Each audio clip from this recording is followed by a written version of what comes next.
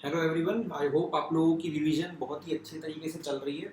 And आपको अगर कोई और भी पर्टिकुलर, जैसे मैं टॉपिक्स तो लेते जा रहा हूँ अपने हिसाब से, बीच में आपको कोई ऐसा टॉपिक है कि नहीं सर मुझे ये वाला पर्टिकुलर टॉपिक रिवीजन करना है या कंसेप्चुअली दिक्कत है, तो आप भेज दीजिएगा, मैं उसे अपने वीडियोस में इंक्लूड कर लूँगा अपकमिंग वीडियोस में, ठीक है ना। अभी हम लोग आगे बढ़ते हैं अकॉर्डिंग टू माई प्लान। सो हमारे आगे वाले टॉपिक्स जो हम लोग कवर करने वाले हैं वो पीरियोडिक प्रॉपर्टीज हम शुरू करने वाले हैं। एक एक करके सभी पीरियोडिक प्रॉपर्टीज को हम लोग क्या करेंगे, थोड़ा थोड़ा डिस्कस कर लेंगे एंड उसके रिलेटेड कुछ इंपॉर्टेंट पॉइंट्स हम लोग यहाँ पे ध्यान में रखेंगे। ठीक है, सबसे पहली चीज जो हमें डिस्कस करनी है पीरियोडिक प्रॉपर्टीज में, पीरियोडिक प्रॉपर्टीज, उसमें सबसे पहली property that we will discuss is EAN भी कहा जाता है उसे, that is effective atomic number, or we also call it Z effective। वही बात होगी, इफेक्टिव एटॉमिक नंबर बोलो, EN बोलो या फिर Z इफेक्टिव बोलो, it is one and the same thing. ये चीज डिस्कस करने से पहले एक इंपॉर्टेंट टर्म हमें डिस्कस करना है, दैट इज शील्डिंग इफेक्ट, और we can call it screening effect. अभी हम लोग हमारे समझने पे जाएंगे जल्दी जल्दी। शील्डिंग इफेक्ट और स्क्रीनिंग इफेक्ट क्या होगा, देखो एक तरीके से समझो। मान लो कि भाई ये एक न्यूक्लियस है, ठीक है, और ये न्यूक्लियस के आसपास मान लो सपोजिंग ये एक इलेक्ट्रॉन इस पर्टिकुलर डिस्टेंस पे है, एक इलेक्ट्रॉन, और ये न्यूक्लियस में मान लो 11 प्रोटॉन है। कितने प्रोटॉन है? 11 प्रोटॉन है, एंड ये एक इलेक्ट्रॉन है यहाँ पे। सेम मान लो यही न्यूक्लियस लिया मैंने जिसमें 11 प्रोटॉन है, और मान लो एट द सेम डिस्टेंस ये एक इलेक्ट्रॉन तो है ही, इसके अलावा सपोजिंग ये पहला ऑर्बिट है, ये पहले ऑर्बिट के अंदर 2 इलेक्ट्रॉन है, ये मान लो दूसरा ऑर्बिट, ये दूसरे ऑर्बिट में सपोजिंग 1 2 3 4 5 6 7 और 8 इलेक्ट्रॉन है, और फिर ये एक इलेक्ट्रॉन। अगर आप ध्यान से देखो, एक तरह से ये सोडियम का एटम बन गया। ये सोडियम का एटम नहीं कहला सकता बिकॉज इसमें सिर्फ एक ही इलेक्ट्रॉन है, प्रोटॉन तो 11 रखे मैंने, सेम डिस्टेंस पे ये आउटर मोस्ट इलेक्ट्रॉन है, ये वाला जो इलेक्ट्रॉन ना सेम ही डिस्टेंस पे है, लेकिन इधर बीच में और भी इलेक्ट्रॉन इधर नहीं है। अब अगर मैं आपसे पूछूं कि ये 11 प्रोटॉन्स, देखो प्रोटॉन्स पॉजिटिव चार्ज होते हैं, इलेक्ट्रॉन नेगेटिव चार्ज होते हैं, ये पॉजिटिव चार्ज इस नेगेटिव चार्ज पे क्या लगा रहा होगा? फोर्स लगा रहा होगा, फोर्स ऑफ अट्रैक्शन। यहाँ पे 11 प्रोटॉन, यहाँ पे एक इलेक्ट्रॉन, यहाँ पे 11 प्रोटॉन, यहाँ पे एक इलेक्ट्रॉन, सही बात है। अगर मैं कूलम्बिक फोर्स की बात करूं जो हम लोग फिजिक्स में पढ़ते हैं, तो फिजिक्स में जो फोर्स पढ़ते हैं वो क्या होता है? Coulombic force K Q1 Q2 upon R²। अब फोर्स की value K Q1 Q2 upon R² है, मतलब Q1 Q2 ये दोनों चार्जेस हो गए, डिस्टेंस इज R², तो एक तरीके से अगर आप बोलोगे तो क्या हो जाएगा सर? फोर्स तो दोनों में सेम लग रहा होगा। ये 11 प्रोटॉन्स इस इलेक्ट्रॉन पे same amount of nuclear charge लगा रहे होंगे, ये भी 11 प्रोटॉन्स इस इलेक्ट्रॉन पे, आउटरमोस्ट इलेक्ट्रॉन पे सेम न्यूक्लियर चार्ज लगा रहे होंगे, बट ऐसा होता नहीं है। यही है बेसिकली शील्डिंग और इफेक्ट और स्क्रीनिंग इफेक्ट का मेन फंडा, that these electrons between the nucleus and the outermost electron shields, or we can say protects the outermost electron from this nuclear charge. This is known as shielding effect और screening effect। समझ में आ गई बात? ये हमारा shielding effect और screening effect का फंडा बता दिया मैंने। अब हम लोग आ जाते हैं EAN पे। अब बेटा जैसे मैंने बताया आपको कि एक जगह शील्डिंग लग रही थी, एक जगह नहीं लग रही थी, तो जहां पे नहीं लग रही थी वहां पे जो न्यूक्लियस है वो क्या लग रहा था? आउटरमोस्ट इलेक्ट्रॉन पे कितना न्यूक्लियर चार्ज लगा रहा था? 11 प्रोटॉन के इक्वल, वहां पे 11 प्रोटॉन हमने रखे थे। एंड जहां पे शील्डिंग लग रही है वहां पे क्या होगा? न्यूक्लियर चार्ज थोड़ा सा कम लगेगा, सो उसे हम क्या कहते हैं? दैट EAN नाम दे देंगे, या तो we will call it Z effective, that will be equals to जो एटॉमिक नंबर होगा, मतलब जो नंबर ऑफ प्रोटॉन्स होने चाहिए एक्चुअल न्यूक्लियस के अंदर जो है वो Z atomic number of that atom minus some value, कुछ वैल्यू हमें क्या करनी पड़ेगी? सब्ट्रैक्ट करनी पड़ेगी कि उतनी वैल्यू डिक्रीज हो चुकी है ड्यू टू स्क्रीनिंग और due to shielding, so that will be known as sigma. उसे हम सिग्मा से रिप्रेजेंट कर देते हैं। Here this Z is your atomic number and this sigma is known as shielding oblique screening constant. बस हमें क्या करना था, Z में से सिग्मा को सब्ट्रैक्ट कर देना, हमें इफेक्टिव एटॉमिक नंबर मिल जाता है। Now how to find this sigma, because Z तो हमें पता होगा हर एक एटम के लिए, जैसे भाई मान लो सोडियम है, सोडियम के लिए Z क्या हो गया 11 हो गया, ठीक है। लेकिन हमें सिग्मा की वैल्यू पता करनी पड़ेगी। सिग्मा की वैल्यू पता करने के लिए फंडा क्या अपनाना है वो मैं आपको बता देता हूँ। देखो सबसे पहली चीज, सिग्मा की वैल्यूज के लिए अलग अलग सबशेल्स अगर हम लोग देखें, subshells versus the value of sigma. अगर आपका सबशेल 1s सबशेल है फॉर पर्टिकुलरली हाइड्रोजन एटम, तो उसके लिए सिग्मा की वैल्यू होती है 0.30। अगर सबशेल ns सबशेल है या फिर np या फिर nd या फिर nf, ऐसा कोई भी सबशेल है, ns np nd nf, उसमें से कोई भी है तो वैल्यू होती है 0.35। अगर आपका सबशेल n-1 s या फिर p या फिर d या फिर f है तो उसके लिए वैल्यू आपको लेनी है 0.85। अगर n-2 s p d f है तो वैल्यू होगी 1, और इसके आगे n-2 n-3 हो या और आगे कुछ भी हो, सबके लिए वैल्यू क्या लेनी है 1 लेनी है। ये आपको एज इट इज याद करना पड़ेगा ये टेबल। इसके बेसिस पे Z इफेक्टिव कैसे निकालेंगे मैं बता दूंगा, लेकिन ये वैल्यूज जो सिग्मा की है ये आपको रख लेनी है। इसको यूज कैसे करना है वो भी मैं बता रहा हूँ। पॉइंट समझ में आ गया? तो हमें En कैसे निकालना है, Z माइनस सिग्मा करके निकालना है, and these are the sigma values for different subshells. एक इलेक्ट्रॉन के लिए कोई भी सबशेल के अंदर वो इलेक्ट्रॉन हो तो उसके लिए सिग्मा की वैल्यू क्या होगी वो ये हमने लिखी है। Now let us see examples how to calculate Z effective. अब हम लोग Z इफेक्टिव के एग्जांपल्स देख लेते हैं कुछ। अच्छा, बिकॉज रिवीजन लेक्चर है, इतना समय नहीं है, बहुत सारे एग्जांपल नहीं करवा पाऊंगा, कुछ स्पेसिफिक एग्जांपल्स बता दे रहा हूं, बाकी आप लोग प्रैक्टिस कर लेना, ठीक है। सपोजिंग एक एग्जांपल तो हम लोग वही ले लेते हैं हमारा सोडियम का अगर मुझे Z इफेक्टिव निकालना है सपोजिंग, ठीक है। हमें यहाँ पे एक तरीके से करना क्या, मैं लिख देता हूँ यहाँ पे कैलकुलेट Z इफेक्टिव, सभी एग्जांपल में सबसे पहला मैंने क्या ले लिया, सोडियम। तो इसलिए कैसे निकालेंगे, देखो फंडा बता देता हूं एकदम क्लियर हो, ध्यान में रखना। सबसे पहले क्या करना होता है, इलेक्ट्रॉनिक कॉन्फ़िगरेशन लिखो 1s2 2s2 2p6 3s1। First step is right electronic configuration quickly. उसके बाद में क्या करना है, देखो हमेशा जो शील्डिंग इफेक्ट जो निकालते हैं, जो Z इफेक्टिव निकालते हैं, ठीक है, Z इफेक्टिव की जो वैल्यू मैं निकाल रहा हूं वो किसकी निकाल रहा हूं कि nuclear charge outer most electron पे कितना इफेक्टिव न्यूक्लियर चार्ज लगा रहा है, ठीक है। तो उसके अंदर जो सिग्मा हम कैलकुलेट करेंगे वो सिग्मा कैलकुलेट करते वक्त आखिरी इलेक्ट्रॉन इन्वॉल्व नहीं होगा, बिकॉज उसके बीच वाले जो इलेक्ट्रॉन्स है न्यूक्लियर चार्ज एंड आखिरी इलेक्ट्रॉन के उसके बीच वाले इलेक्ट्रॉन्स ही इंक्लूड होंगे टू कैलकुलेट सिग्मा। सो हमें क्या करना है, सिग्मा निकालने के लिए ये लास्ट इलेक्ट्रॉन जो होता है आउटर मोस्ट इलेक्ट्रॉन किसी भी एटम का, वो हमें पहले हटा देना है। तो देखो इस कॉन्फ़िगरेशन में आउटर मोस्ट इलेक्ट्रॉन कौन सा है, ये, तो ये मैंने हटा दिया, दिमाग से ही निकाल दो इसको। अब इसके बाद में क्या करो, जो आउटर मोस्ट इलेक्ट्रॉन तुम निकालते हो जिस सेल से, उस सेल को नाम दे दो nth shell. This is your nth shell. अगर third shell is your nth shell तो सेकंड शेल क्या होगा, n-1 शेल। सेकंड शेल क्या हो गया, n-1 शेल। फर्स्ट शेल क्या हो जाएगा, n-2 शेल। अब देख Z इफेक्टिव निकालना कितना आसान है, EAN बोल या Z इफेक्टिव बोल। EAN अगर मैं बात करता हूं तो क्या हो जाएगा, Z माइनस सिग्मा होना चाहिए। Z की वैल्यू क्या हो गई, एटॉमिक नंबर 11 है सोडियम का। सिग्मा निकालते हैं, देखो NH सबशेल में कोई इलेक्ट्रॉन है क्या, नहीं। n-1 शेल में इलेक्ट्रॉन्स है क्या, बिल्कुल है। कितने हैं टोटल, देखो 6 और 2, टोटल कितने हो गए, 8 इलेक्ट्रॉन्स है। हर एक इलेक्ट्रॉन के लिए सिग्मा की वैल्यू n-1 के लिए कितनी होती है, हमने लिखी थी, बताओ कितनी होती है, इट इज 0.85। तो ये हो गया 0.85। ये इन इलेक्ट्रॉन की शील्डिंग हो गई, प्लस और भी कुछ शील्डिंग करने वाले इलेक्ट्रॉन्स है, बिल्कुल है। 1s2 में भी इलेक्ट्रॉन्स है। 1s2 कौन सा शेल हो गया हमारा, n-2 शेल हो गया। n-2 शेल के लिए 2 इलेक्ट्रॉन्स है और हर एक इलेक्ट्रॉन की शील्डिंग सिग्मा की वैल्यू जो होती है वो कितनी होती है, 1 होती है। हमने देखा था n-2 के लिए 1 लिखा हुआ है, ठीक है। सो इसे हमें कैलकुलेट करना है, 1 माइनस 0.85 इंटू 8, ये कितना हो जाएगा, देखो this will be equals to, यहाँ पे हमने इन दोनों को ऐड करके लिखा ना, ये हो गया 2 और ये हो गया 1। दिस विल बी 8 5 जा 44, 8 8 जा 64, 68, 6.80। कोई दिक्कत?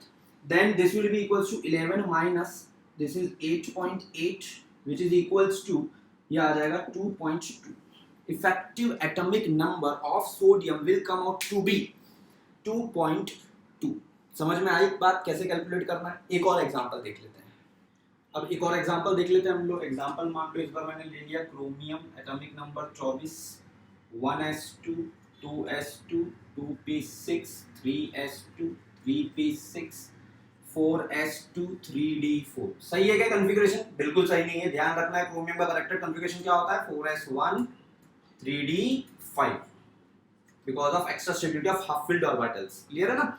सो दिस इज द कॉन्फ़िगरेशन। इस कॉन्फ़िगरेशन में अगर ध्यान से देखोगे तो आउटर मोस्ट ऑर्बिट कौन सा होगा, फोर्थ ऑर्बिट। फोर्थ ऑर्बिट का जो इलेक्ट्रॉन है वो रिमूव कर दो, उसके ऊपर हमें बिकॉज निकालना है इफेक्टिव एटॉमिक नंबर। देन अगर इसको नाम दे दें हम लोग NH शेल, तो ये कौन सा हो जाएगा, n-1, n-1, n-1, this is n-2, n-2, n-3। ध्यान से देखना है कैसे लिख रहा हूं मैं आप लोग। फोर्थ ऑर्बिट को n दिया है तो थर्ड ऑर्बिट क्या हो जाएगा n-1, सेकंड ऑर्बिट क्या हो जाएगा n-2 एंड थर्ड ऑर्बिट क्या हो जाएगा, फर्स्ट ऑर्बिट क्या हो जाएगा हमारा n-3। अकॉर्डिंगली आप टेकन। अब अगर इधर ध्यान से देखें EAN अगर हम लोग निकालें, EAN will be equals to Z minus sigma. सही बात, Z माइनस सिग्मा मतलब Z एटॉमिक नंबर 24 है माइनस सिग्मा। देखो NH शेल में एक भी इलेक्ट्रॉन नहीं है। n-1 शेल की बात करें तो 5 और 6 11, 11 और 3 13, 13 इलेक्ट्रॉन्स। n-1 के लिए सिग्मा की वैल्यू हम लोग क्या लेते हैं 0.85, ये 0.85 ले ली, प्लस n-2 और n-3 दोनों के लिए सिग्मा की वैल्यू क्या होती है 1, तो सभी इलेक्ट्रॉन्स को ऐड कर दो, 6 2 2 कितने हो गए 10, 10 इलेक्ट्रॉन हर एक के लिए वैल्यू 1, तो टोटल सिग्मा की वैल्यू ये आ जाएगी। इसे कैलकुलेट कर लो फटाफट, 24 minus 13 into 0.85, this will be equals to 11.05 plus 10, this will be 24 minus 21.05 which will be 2.95. 2.95 is the effective atomic number of chromium, or we can say Z effective of chromium. समझ में आ गया? This is how we will calculate Z effective. Alright, अब हमने formula देख लिया Z effective को कैसे निकालते हैं। अब हम कुछ रूल्स देख लेते हैं जो हमें स्पेसिफिकली ध्यान में रखने हैं। देखो ये Z इफेक्टिव का जो फॉर्मूला देखा ना, Z effective equals to Z minus sigma, इसे हम कहते हैं स्लेटर्स रूल। देखिए इसे हम क्या कहते हैं, स्लेटर्स रूल कहते हैं। Z effective equals to Z minus sigma. और स्लेटर रूल के अकॉर्डिंग कुछ हमें फिक्स पॉइंट्स जो है वो ध्यान में रख लेने हैं, डायरेक्ट एप्लीकेशन की तरह काम में आ जाएंगे। ठीक है, आपको निकालना तो आता ही है Z इफेक्टिव, कंपैरिजन करना कभी भी एलिमेंट्स का तो आप कैलकुलेट करके तो कर ही सकते हो, बट ये कुछ वैल्यूज जो है ना ध्यान में रख सकते हो आप लोग। Z इफेक्टिव जो है increases by 0.65 value from left to right. Period में जब लेफ्ट से राइट जाते हैं हम लोग, ठीक है, पीरियड में एस ब्लॉक पी ब्लॉक के अंदर हम लोग लेफ्ट टू राइट जाते हैं तो क्या होता है 0.65 वैल्यू का डिफरेंस आता है। Z effective increases bye 0.90 second period से थर्ड पीरियड, सेकंड पीरियड से नीचे थर्ड पीरियड, जब हम डाउन द ग्रुप आ रहे हैं उसमें पर्टिकुलरली कौन सा सेकंड पीरियड से थर्ड पीरियड में आ रहे हैं तो वैल्यू 0.90 बढ़ती है सभी एलिमेंट्स के अंदर। कोई भी एलिमेंट सेकंड पीरियड का हो और नीचे थर्ड पीरियड वाले एलिमेंट में तुम जंप कर रहे हो तो वैल्यू कितनी बढ़ जाएगी 0.90। Z effective constant beyond third period. अब थर्ड पीरियड से फोर्थ पीरियड या फोर्थ से फिफ्थ आ रहे हो, फिफ्थ से सिक्स्थ आ रहे हो, जनरली माना जाता है कि नीचे वाले जो पीरियड्स हैं उनके अंदर डाउन द ग्रुप जाने पे भी Z इफेक्टिव ऑलमोस्ट क्या होता है कांस्टेंट होता है। ठीक है, these are general fundas. Z effective increases by 0.15 left to right in D block. Particularly D block की बात करें तो लेफ्ट टू राइट जाने में क्या हो जाता है 0.15 वैल्यू इंक्रीज होती है approximately almost in every elements. ठीक है, एंड अगर हम लोग डाउन द ग्रुप जा रहे हैं D ब्लॉक में तो जो जैसे हमने ऊपर देखा था थर्ड पीरियड सेकंड से थर्ड में इंक्रीज कर रहा था, बट थर्ड पीरियड के बाद में क्या हो रहा था डिक्रीज कांस्टेंट रह रहा था। बट डी ब्लॉक में ऐसा जनरली माना जाता है कि डाउन द ग्रुप जाते जाते Z इफेक्टिव इंक्रीज ही करता है, और ऐसा इसलिए माना जाता है कि बिकॉज नीचे जाते जाते और F इलेक्ट्रॉन्स भरने लगते हैं। F इलेक्ट्रॉन्स की शील्डिंग क्या होती है पुअर होती है इफ यू नो, सो इसलिए Z इफेक्टिव की वैल्यू जो होती है वो क्या होती है नीचे जाते जाते और बढ़ती जाती है। सो डी ब्लॉक में down the group continuously Z effective increasing में माना जाता है। ऑलराइट, सो ये कुछ पॉइंट्स की तरह ही ध्यान में रख लो, डायरेक्ट एप्लीकेशन कई बार एमसीक्यू में इनका हो जाता है। सो these all things were regarding Z effective, or we can say effective atomic number. Now we will move towards our next property. ठीक है ना, अगली पीरियोडिक प्रॉपर्टी की ओर बढ़ते हैं। अगली प्रॉपर्टी है एटॉमिक रेडियस। ठीक है, अब एटॉमिक रेडियस की अगर हम लोग बात करते हैं तो इसके अंदर मैं बेसिक चीजों पे नहीं जा रहा, डायरेक्टली मेन चीजों पे आ रहा हूँ कि एक चीज तो आपको पता है कि भाई डाउन द ग्रुप जाते जाते एटॉमिक साइज क्या होता है बढ़ता है, अक्रॉस द पीरियड क्या होता है डिक्रीज करता है। Across the period decreases, down the group increases, इसमें कोई दिक्कत वाली बात नहीं है। अब हम लोग एक एक ब्लॉक करके अगर बात करें एस ब्लॉक की, सो पर्टिकुलरली एस ब्लॉक में एक जो ट्रेंड दिखता है कंपैरिजन वाला वो कुछ ऐसा है। अगर हम लोग लें लीना ने की रब से फरियाद, और यहाँ पे आ गया बेटा मांगे कार, स्कूटर, बापरासी, ठीक है ना। सो अगर यहाँ पे अगर कंपैरिजन किया जाए तो सबसे छोटा साइज जो होता है वो होता है बेरिलियम। बेरिलियम से हम स्टार्ट करेंगे। बेरिलियम के बाद में जो साइज आता है वो किसका आता है, लिथियम। सबसे छोटे से बड़े की तरफ जा रहे हैं, प्लीज याद रखना है हम लोग, ठीक है। We are moving from smaller to the larger size. सबसे छोटा beryllium, then lithium, then magnesium, then sodium, उसके बाद में कैल्शियम, फिर होना क्या चाहिए था, पोटेशियम। ऐसा जिगजैग पैटर्न फॉलो होना चाहिए, बट उसकी जगह क्या आ जाता है, कैल्शियम के बाद में आता है स्ट्रोंशियम, देन आता है barium, it goes like this, and then again it comes to potassium, फिर रुबिडियम एंड सीजियम आ जाता है लास्ट में। So this is smallest in size and this is the largest in size, caesium. आ गई बात समझ में, कंपैरिजन समझ में आ रहा है। इस तरीके से आपको एस ब्लॉक का पर्टिकुलरली याद रखना है। देन अगर मैं बात करूं मान लो पी ब्लॉक की, ये पी ब्लॉक का डिस्कस करने से पहले एक चीज और ध्यान में रखना, ये जनरल फंडा है। कोई भी पीरियोडिक प्रॉपर्टी अगर बात कर रहे हैं हम लोग, except this is for all, ये फंडा है for all periodic properties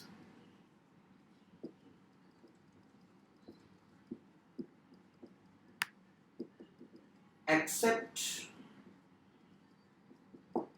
electron affinity, या कह लें उसे इलेक्ट्रॉन गेन एंथैल्पी। ये सभी के लिए वैलिड है, सिर्फ इसके लिए वैलिड नहीं है। क्या फंडा है मैं बता देता हूँ, ये तो अलग चीज, ठीक है। This was about atomic radia, ये मैं डिस्कशन कर रहा हूँ एक funda for all the periodic properties. कभी भी आपको कंपैरिजन करना हो पीरियोडिक प्रॉपर्टीज का बिटवीन एलिमेंट्स, तो आपको क्या करना है, हमेशा ध्यान में रखना, पहले गो डाउन द ग्रुप, फिर गो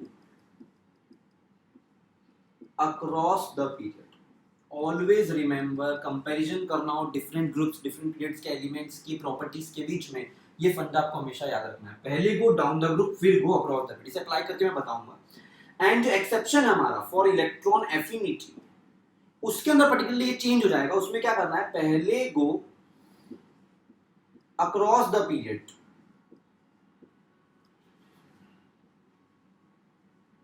कंपैरिजन करते वक्त, फिर गो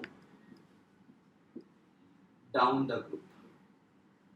तो बेटा ये बस एक ऐसा फंडा है, ऐसा मंत्र है जिससे आपके सभी कंपैरिजन वाले क्वेश्चन बहुत ही आसानी से सॉल्व हो जाएंगे। किसकी ज्यादा एटॉमिक रेडियस कम है, कि ऑर्डर बनाना है आपको आईपी का, ऑर्डर बताना है आपको इलेक्ट्रॉन एफिनिटीज का, इलेक्ट्रोनेगेटिविटी का, किसी का भी कंपैरिजन वाला ऑर्डर बताना हो, तो ये फंडा बहुत ज्यादा काम में आएगा। This is for all other properties and this is only for electron affinity और we can say electron gain enthalpy.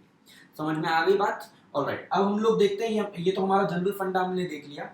ये एस ब्लॉक के लिए हम लोग बात कर रहे थे एटॉमिक रेडियस की, अब हम लोग देख लेते हैं पी ब्लॉक के लिए। अब हम लोग पी ब्लॉक की बात करें तो पी ब्लॉक में कुछ नहीं, बहुत सिंपल सा फंड है, ध्यान में रखने। पी ब्लॉक के अंदर आपका एक से वही वाला, across the period size decreases, down the group size increases, ये जनरल है। बाकी हर एक ग्रुप का डिटेल्ड जो डिस्कशन रहेगा वो अपन लोग जो ब्लॉक केमिस्ट्री है उसके अंदर देख चुके होते हैं, ठीक है ना। वहां पे हर एक एलिमेंट का साइजेस का पर्टिकुलर ज्यादा कम वाला एक्सेप्शन, वो सारी चीजें डिटेल में वहां पे डिस्कस की जाती है। यहाँ पे सिर्फ जनरल फंडा बता रहा हूँ, across the period size decreases, down the group size increases. बस एक चीज और ध्यान में रखना, यहाँ पे अक्रॉस द पीरियड जाते जाते जो इनर्ट गैस है उनका साइज सबसे ज्यादा माना जाता है। भले ही size across the period decrease कर रहा है, बट फिर भी लास्ट में जो इनर्ट गैस है उसका साइज पीरियड में सबसे ज्यादा माना जाता है, बिकॉज वहां पे हम लोग क्या कंसीडर करते हैं, van der Waals radius consider करते हैं for inert gas. And van der Waals radius जो होता है हमेशा क्या होता है, सबसे ज्यादा होता है। एक फंडा यहाँ पे और ये भी लिख लेना, रेडियस के अंदर अगर हम लोग बात करें कि भाई वैन डर वाल रेडियस जो है वो सबसे ज्यादा होता है, then metallic radius and then covalent radius. Please remember this also कि कोवेलेंट रेडियस सबसे, वैन डर वाल रेडियस सबसे ज्यादा, then metallic radius and then comes the covalent radius in the order. ये अलग से इसको ध्यान में रख लेना इस चीज को। अब हम लोग बात करते हैं पी ब्लॉक का, तो मैंने बता दिया आपको, ठीक है ना। अब हम लोग बात करते हैं डी ब्लॉक की पर्टिकुलरली। यहाँ पे थोड़ा क्या है, इंपॉर्टेंट आ जाता है चीज। कैसे इंपॉर्टेंट आ जाता है, देखो इधर भी पहले तो यही माना जाता है across the period size decreases, down the group size increases, but यहाँ पे एक्सेप्शन बहुत आ गए। क्या एक्सेप्शन आ गए, पहले हम लोग अक्रॉस द पीरियड की बात करते हैं। अक्रॉस द पीरियड काफी एक्सेप्शनल ऑर्डर आते हैं यहाँ पे। इसमें भी मान लो मैं 3D सीरीज की बात करता हूँ, ठीक है। 3D सीरीज के अंदर हम लोग बात करें तो अक्रॉस द पीरियड में क्या होता है, जैसे scandium, titanium, vanadium, chromium, manganese, iron, cobalt, nickel, copper and zinc, these are the elements of the 3D series. कोई दिक्कत होना क्या चाहिए था, across the plate size decrease होना चाहिए था, उसकी जगह होता क्या है, हम ऐसा मानते हैं दैट स्कैंडियम टू क्रोमियम, ठीक है, स्कैंडियम टू हम लोग मान लेंगे मैंगनीज, साइज डिक्रीजेस, जैसा होना चाहिए था वैसा होता है। उसके बाद में आयरन टू निकल, आयरन कोबाल्ट निकल में साइज क्या रहता है, कांस्टेंट रहता है, ऑलमोस्ट कांस्टेंट माना जाता है। कोई बहुत स्पेसिफिकली पूछे तो बोल देना स्लाइटली डिक्रीज, बट वैसे कहा जाएगा ऑलमोस्ट कांस्टेंट। एंड अगर हम लोग बात करें than copper two zinc, size वापस क्या क्या हो जाता है, इंक्रीज। कोई दिक्कत इसके अंदर, एकदम क्लियर है ये चीज। सो दिस इज द फंडा। अब इसके अंदर एक चीज समझना कि ऐसा क्यों हो रहा है, ऐसा क्यों हो रहा है, ऐसा इसलिए हो रहा है, यहाँ पे पर्टिकुलरली अगर मैं बात करूं इन इस केस में, तो इस केस में ऐसा है कि अक्रॉस द प्लेट जाते जाते यहाँ पे जाते जाते डी इलेक्ट्रॉन्स भर रहे हैं एक एक करके। डी इलेक्ट्रॉन्स की शील्डिंग उतनी अच्छी नहीं होती, पुअर होती है, तो उनकी शील्डिंग तो खराब है, लेकिन न्यूक्लियर चार्ज अच्छा खासा बढ़ रहा है, तो मैं ऐसा कहूंगा कि न्यूक्लियर चार्ज डोमिनेट होता है as compare to shielding effect, इसलिए साइज डिक्रीज कर रहा है। इधर आते आते आयरन कोबाल्ट निकल जब 6 7 8 इलेक्ट्रॉन्स भर गए डीप प्योर जो सब शेल है उसके अंदर आपके, तो अब अच्छे खासे इलेक्ट्रॉन्स आ गए जो मिलके ठीक ठाक शील्डिंग कर लेते हैं और न्यूक्लियर चार्ज से अच्छी खासी लड़ाई कर लेते हैं। तो ऐसा माना जाता है कि न्यूक्लियर चार्ज और शील्डिंग इफेक्ट दोनों ऑलमोस्ट इक्विवेलेंट असर दे रहे हैं यहाँ पे, इसलिए जो साइज है वो ऑलमोस्ट क्या माना जाता है, सिमिलर सा माना जाता है। वेरएस कॉपर से जिंक में बात बोलेंगे तो तुम बोलोगे सर अब तो इसमें तो और इलेक्ट्रॉन्स आ गए एक तरीके से।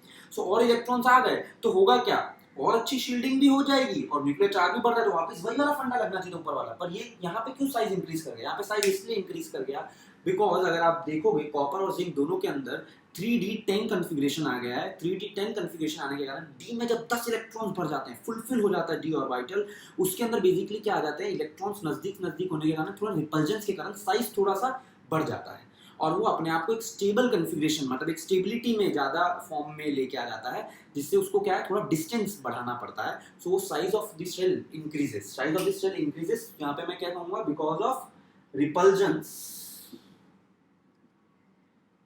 बिटवीन इलेक्ट्रॉन्स, इलेक्ट्रॉन्स के बीच में रिपल्जेंस के कारण क्या हो गया है, यहाँ पे एक तरीके से साइज बढ़ गया है। So this is the thing. अब एक बहुत ही प्यारा क्वेश्चन इधर से जो बन सकता है, देखो ग्राफिकली अगर मैं रिप्रेजेंट करूं इस फंडे को कि भाई पहले decrease then constant then increase, तो ग्राफ क्या हो सकता है, एक तो ये हो सकता है, ये हो गया डिक्रीज कांस्टेंट इंक्रीज, लेकिन यहाँ पे मुझे ये नहीं पता कितना डिक्रीज कितना मतलब और कितना इंक्रीज। देखो स्कैंडियम यहाँ पे है, मान लो ये पॉइंट स्कैंडियम है और ये पॉइंट क्या है हमारा, जिंक। ऐसा भी हो सकता है स्कैंडियम और जिंक दोनों सेम साइज के हो। ग्राफिकली मैं अकॉर्डिंग टू दिस डेटा ये भी बता सकता हूं कि भाई पहले decrease then constant and then increase. मान लो स्कैंडियम इधर है एंड जिंक इधर है, this could have also been your answer graphically इसी चीज को रिप्रेजेंट करना। या फिर मैं ऐसा भी कह सकता हूं कि भाई डिक्रीज कांस्टेंट एंड ये क्या हो जाएगा, increase. This only suggest that, this will suggest that zinc का साइज बड़ा है एंड स्कैंडियम का क्या है, छोटा, according to this data. Because इसमें यहाँ पे कहीं पे भी ये मेंशन नहीं है डिक्रीज बहुत ज्यादा हो रहा है इंक्रीज बहुत ज्यादा हो रहा है, nothing is mention. So decrease constant increase के तीनों ग्राफ सही है एक तरीके से। So which will be your correct representation of atomic sizes in your 3D series across your 3D series. ये चीज के लिए आपको क्या दिमाग लगाना, मैं आपको एक जस्ट हिंट दे देता हूं। आप क्या करना, स्कैंडियम और जिंक का Z इफेक्टिव निकाल लो। स्कैंडियम और जिंक का Z इफेक्टिव निकालोगे ना तो लगभग ऐसा है कि स्कैंडियम का Z इफेक्टिव आता है 3 एंड जिंक का Z इफेक्टिव आएगा आपका 4.35 कुछ वैल्यू आती है। अगर आप ये देखोगे स्कैंडियम और जिंक के अंदर ज्यादा Z इफेक्टिव किसका है, हमारे जिंक का। जिंक का Z इफेक्टिव ज्यादा होने के कारण साइज क्या हो जाएगा, न्यूक्लियर चार्ज Z इफेक्टिव ज्यादा लग रहा है ना उसके ऊपर, तो साइज क्या हो जाएगा, छोटा हो जाएगा, कॉन्ट्रैक्ट हो जाएगा। इसलिए जिंक का साइज छोटा होता है as compare to scandium. So your correct graph will be this. आ रही है बात समझ में। सो Z इफेक्टिव काफी काम में आ जाता है यहाँ पे इस एक्सेप्शन, इस चीज को थोड़ा सही से रिप्रेजेंट करने में ग्राफिकली। बाकी जो फंडे हैं वो वहाँ पे मैंने यहाँ पे क्लियर कर दिए क्यों हो रहा है ऐसा इंक्रीज डिक्रीज। समझ में आ गया। ये अक्रॉस द पीरियड हो गया डी ब्लॉक के लिए। अब हम लोग देख लेते हैं down the group for D block size कैसे वेरी करेगा। अब हम लोग देख लेते हैं डी ब्लॉक में डाउन द ग्रुप क्या होता है। वहां पे भी एक्सेप्शन आता है, क्या आता है, लेट अस सी। डी ब्लॉक के अंदर डाउन द ग्रुप अगर हम लोग बात करें, जैसे स्कैंडियम हो गया, ये ट्रियम हो गया, this is lanthanum and actinium, और यहाँ पे आ गया titanium, zirconium, hafnium, rutherfordium and so on. आगे के लिए हम लोग सबके लिए नहीं, एक बार किसी एक या दो ग्रुप के लिए डिस्कस कर लेते हैं। यहाँ पे अगर हम लोग पर्टिकुलरली इस ग्रुप की बात करें, तो ये ग्रुप में अगर हम लोग ध्यान से देखें, मान लो देखो डाउन द ग्रुप जाते हैं, साइज क्या होना चाहिए था, इंक्रीज होना चाहिए था, बिकॉज शेल्स इंक्रीज कर रहे हैं। होता ये है कि डाउन द ग्रुप जाते वक्त टाइटेनियम की अगर मैं बात करूं, उसके बाद में जर्कोनियम आना चाहिए था, होना ये चाहिए था, फिर हॉफनियम आना चाहिए था, एंड फिर आना चाहिए था rutherfordium. This should have been the order, but this is not the correct order. ये करेक्ट ऑर्डर नहीं होता। तो करेक्ट ऑर्डर फिर क्या होगा? करेक्ट ऑर्डर कुछ ऐसा आता है, टाइटेनियम के बाद में यस जर्कोनियम साइज बड़ा होता है, उसके बाद में ऑलमोस्ट इक्वल साइज होता है हॉफनियम का, एंड ऑलमोस्ट इक्वल साइज होता है रुदरफोर्डियम का। अब ये जो चीज है, ऐसा क्यों हुआ, साइज इंक्रीज करना चाहिए था, उसकी जगह ऑलमोस्ट कांस्टेंट कैसा बन रहा है? तो इसका जो रीजनिंग है उसे कहा जाता है लेंथेनॉइड कॉन्ट्रैक्शन की वजह से हो रहा है। This is due to lanthanoid contraction and this is due to actinoid contraction। समझ में आ गई बात? So lanthanoid contraction and actinoid contraction की वजह से ये होता है। अब तुम बोलोगे लेंथेनॉइड कॉन्ट्रैक्शन एक्टिनॉइड कॉन्ट्रैक्शन क्या है बेसिकली? सो वो क्या होता है, बिकॉज लेंथेनॉइड्स के अंदर जब हम लोग लेफ्ट टू राइट जाते हैं, ठीक है, एटॉमिक नंबर जैसे जैसे बढ़ते हैं, एफ इलेक्ट्रॉन्स भर रहे हैं, एफ इलेक्ट्रॉन्स भरने की वजह से एफ इलेक्ट्रॉन की शील्डिंग बहुत पुअर होती है, पर न्यूक्लियर चार्ज अच्छा खासा बढ़ रहा है। सो न्यूक्लियर चार्ज इतना बढ़ जाता है कि साइज को कॉन्ट्रैक्ट कर देता है, ठीक है। So due to this what happens is, यहाँ पे जर्कोनियम से हॉफनियम आते वक्त लेंथेनॉइड सीरीज भर रही है, देखो पहले एलए के पीछे 14 लेंथेनॉइड्स भर रहे हैं, वो जो है ना ओवरऑल वहाँ पे शील्डिंग खराब होने के कारण, न्यूक्लियर चार्ज ज्यादा होने के कारण साइज कॉन्ट्रैक्ट हो जाता है। तो साइज इंक्रीज हुआ था शेल इंक्रीज करने की वजह से, बट लेंथेनॉइड्स बीच में भरने की वजह से साइज डिक्रीज हो गया, तो ओवरऑल साइज क्या आ गया, फिर से कांस्टेंट हो गया जर्कोनियम एंड हॉफनियम का। सेम ये चीज हॉफनियम एंड रुदरफोर्डियम के बीच में आती है। वहां पे देखो हॉफनियम से रुदरफोर्डियम आते वक्त शेल इंक्रीज किया तो साइज इंक्रीज करना चाहिए था, बट देखो बीच में पहले क्या भर गया है, इसके पीछे एक्टिनॉइड्स भर गए हैं, जिसकी वजह से क्या हो गया, साइज डिक्रीज हो गया होगा due to actinoid contraction. So size increase यहाँ पे हुआ, साइज डिक्रीज यहाँ पे हो गया, तो ओवरऑल वापस से रुदरफोर्डियम का साइज फिर से हॉफनियम जितना ही आ जाता है। सो डाउन द ग्रुप इस तरीके का ऑर्डर फॉलो हो रहा है। आगे के सभी पीरियड्स में, सभी ग्रुप्स में भी हम लोग ऑलमोस्ट सिमिलर ही चीजें मानेंगे। यहाँ पे बस एक चीज ये ध्यान में रख लेना, दैट इस पर्टिकुलर ग्रुप के अंदर क्या हो जाएगा ऑर्डर, ये आप समझ सकते हो कि भाई इस पर्टिकुलर ग्रुप के अंदर अगर मैं ऑर्डर देखूं तो scandium, then yttrium, then lanthanum and equals to actinium, ऐसा आएगा ऑर्डर। तुम बोलो सर यहाँ पे सिर्फ इधर क्यों आया, ऐसा वाला डबल यहाँ पे मतलब इक्वल्स टू यहाँ पे क्यों नहीं आया? बिकॉज देखो यट्रियम से लैंथेनम आने के बीच में कहीं पे भी लैंथेनॉइड्स नहीं भरते, लैंथेनॉइड से एलए के बाद में, लैंथेनम के बाद में भरते हैं। सो यहाँ पे साइज इंक्रीज ही होगा due to increase of shell. ये आप ध्यान से थोड़ा समझ सकते हो, नहीं तो इसे याद रखो, ठीक है। So this contraction is due to, अब ये कॉन्ट्रैक्शन किसकी वजह से है, इसे एक्टिनॉइड कॉन्ट्रैक्शन की वजह से मत देखना, ये किसकी वजह से, लेंथेनॉइड कॉन्ट्रैक्शन, लेंथेनॉइड कॉन्ट्रैक्शन। तुम बोलोगे सर ऐसे कैसे, यहाँ पे पीछे वाला एक्टिनॉइड की वजह से। ध्यान देखो ना बेटा, लेंथेनम से एक्टिनियम जाते वक्त साइज शेल इंक्रीज किया, साइज इंक्रीज करना चाहिए था, बट लेंथेनम से एक्टिनियम में बीच में लेंथेनॉइड्स भरी है, एक्टिनॉइड्स नहीं भरी अभी तक, एक्टिनॉइड तो इसके बाद में भरने वाली है। सो इसके बीच में साइज अगर मैं कंपैरिजन करूं तो ये जो इक्वल टू आ रहा है, this equal to is due to lanthanoid contraction. समझ में आती है? सो ये छोटी छोटी चीजें हैं बट एक्सेप्शनल चीजें हैं, बहुत अच्छे से ध्यान में रखनी है आपको।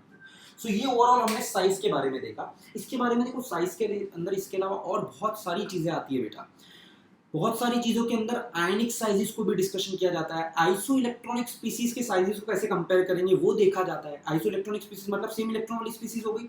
अब जैसे N-3 एंड O-2, इन दोनों में साइज किसका बड़ा होगा, किसका छोटा होगा? देखो इलेक्ट्रॉन्स दोनों में भले सेम है, बट न्यूक्लियर चार्ज दोनों में कम ज्यादा है, तो न्यूक्लियर चार्ज जिसमें ज्यादा होता है उसका साइज उतना छोटा होता है, ऐसा माना जाता है, ठीक है। ऐसे और बहुत सारे एग्जांपल्स है एटॉमिक साइजेस का, कोई एंड ही नहीं है, लेकिन आपको बेसिक फंडे पता होना चाहिए। एंड आपकी 11th-12th में आपने जो नोट्स पढ़े हैं, हमने बनवाए हैं आप लोगों से, ठीक है ना, उसको सही से आप रिवीजन और कर लेना।